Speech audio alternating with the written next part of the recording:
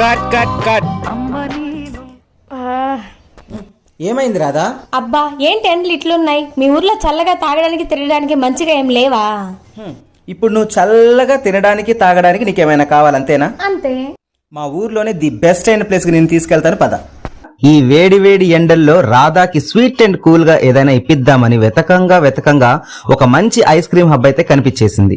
So ఈ ice cream hub అయితే మన కనిగిరిలో ఎంతో ఫేమస్ అయినటువంటి ఆకృతి షాపింగ్ మాల్ పక్కనే ఉంది. నాకైతే చాలా రోజుల తర్వాత ఒక మంచి హెల్దీ ఐస్ క్రీమ్ తిన్నాననే ఫీల్ వచ్చింది.